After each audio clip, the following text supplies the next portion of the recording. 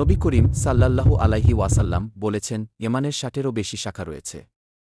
আর হায়া বা লজ্জা হচ্ছে ইমানের একটি বিশেষ শাখা। ওহীর সূচনার পরেই প্রথম খণ্ডে ইমানের বিস্তারিত ব্যাখ্যা দেওয়া হয়েছে। এখানে ইমানের শাখা প্রশাখা এবং মুমিনের বৈশিষ্ট্য নিয়ে আলোচনা করা হয়েছে। আমানের শাখা কটি? হাদিস ৮ হরত আবু হুরায়রা রাত থেকে বর্ণিত। ইসলামের স্তম্ভসমূহ। হাদিস ৭ হরত আবদুল্লাহ ইবনে উমর রাত থেকে বর্ণিত। রাসূলুল্লাহ সাল্লাল্লাহু আলাইহি ওয়াসাল্লাম ইরশাদ করেছেন, ইসলামের ভিত্তি ৫টি স্তম্ভের উপর স্থাপিত। ১ এই সাক্ষ্য দেওয়া যে আল্লাহ ছাড়া কোনো ইলাহ নেই এবং মুহাম্মদ আল্লাহর রাসূল। ২ সালাত নামাজ কায়েম করা। ৩ জাকাত আদায় করা।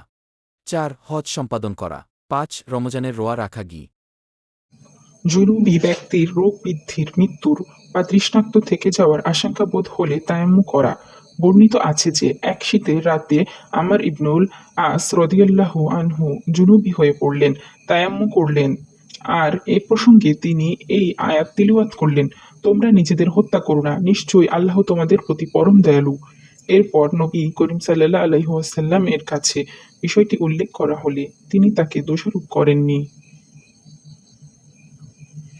আবদুল্লাহ ইবনে ইউসুফ রাদিয়াল্লাহু আনহু আয়েশা রাদিয়াল্লাহু আনহু থেকে বর্ণিত যে নবী সাল্লাল্লাহু আলাইহি ওয়াসাল্লাম যখন জানাবাতের গোসল করতেন তখন প্রথমে তার হাত দুটো ধুয়ে নিতেন, তারপর সালাতের উজুর মতো উজু করতেন, তারপর তার আঙ্গুল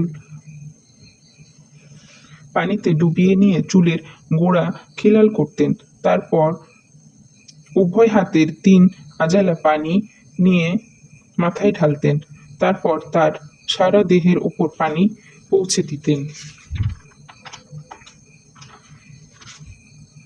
এগুলো সহিহ বুখারীর প্রথম খণ্ডের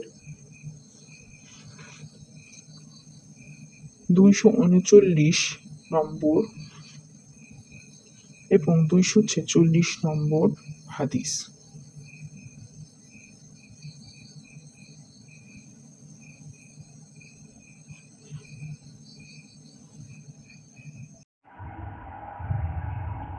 আল্লাহর গজবে বিধ্বস্ত ও আযাবের স্থানে সালাত আদায় করা উল্লেখ করেছেন যে আলী রাদিয়াল্লাহু আনহু ব্যাবিলনের ধ্বংসস্তূপে সালাত আদায় করা মাকরুহ মনে করতেন।